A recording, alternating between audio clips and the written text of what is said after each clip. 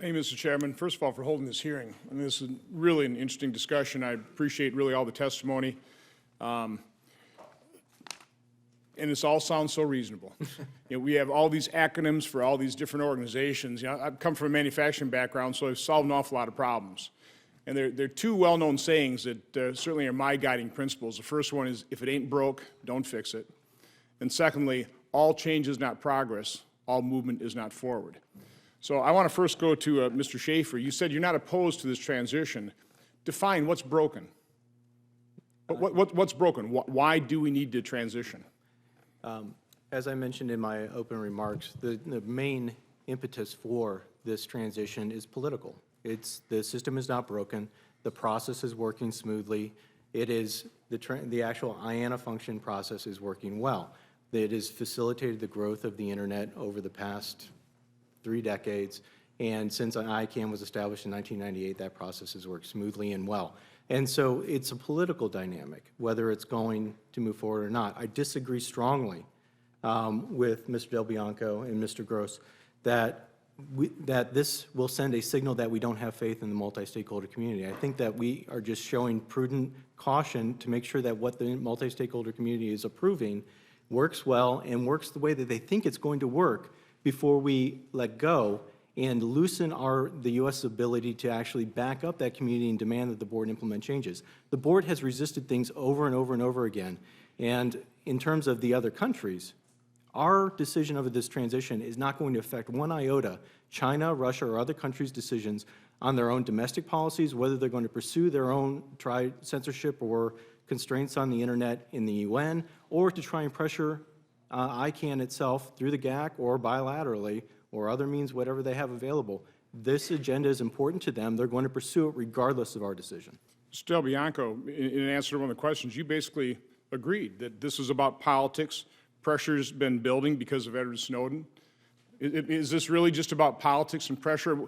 Where has America not been a good steward of the Internet? I mean, look at the phenomenal progress that's been made under our stewardship. Why would we want to give that up? Yeah, why would the world community want us to give that up? Excellent question, Senator. And I would suggest that part of what happened at Snowden affected only the timing.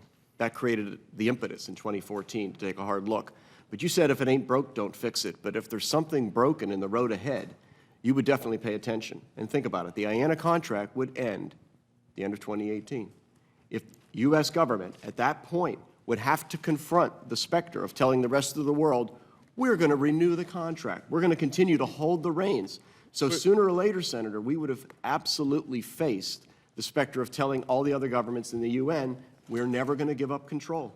Listen, I like preventative measures, no doubt about it. But again, let me go back to, can you point to something that's actually broken right now, other than the political perception that something is amiss? Senator, I will. If we had allowed this contract to just go on until it expires in 2018, the U.S. would face a broken system because the U.S. would have to stand in front of the world and say, we really never intended to transition ICANN to privatization. And what we have done here is accelerated that time frame because the contract itself had a short expiration in 2015. Okay, so we're assuming something in the future might be broken, but you can't point to anything in the past that's broken. Mr. Manning, do you want to chime in on this because you're... Well, you know, anybody who's ever put in an operating system into their computer knows you really don't want to be a first mover. You want to allow the beta testers to figure it out. And it seems to me that what we're doing with this accelerated time frame is we're really putting ourselves in a position of beta testing this whole multi-stakeholder system that's been developed. And I recognize that with the backstop of having government oversight over ICANN, it isn't a full and complete test. However, I think it's foolish to move forward with a system that's being crammed together in short order by a lot of really smart people with best intentions, and not with the real stewardship responsibilities we have, not make certain that at least the blocking and tackling is done right, and before we turn full control over this system. By the way, we have extended this contract 4 times, correct? Did a disaster occur? You know, and by the way, I have seen multiple times something far less complex things like material resource planning systems in companies just be an unmitigated disaster. So that's again, why I kind of adhere to all change is not progress, all movement is not forward. Mr. Sullivan, you wanted to chime in on this one.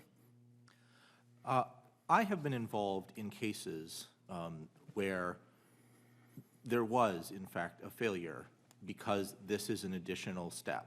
There's this additional approval step, and it's unnecessary, and what it does is slow down responses, emergency responses on the internet to real operational problems.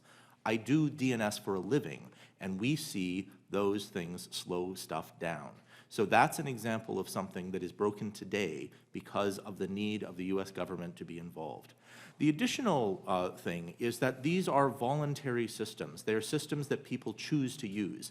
The internet, the community of people on the internet could go away and do something else with this. There are systems, for instance, that have been designed to avoid the IANA registries, and we could encourage that sort of thing even further if we delay on this. So there are immediate threats and there are actual practical cases. Okay, thank you. Thank you, Mr. Chairman.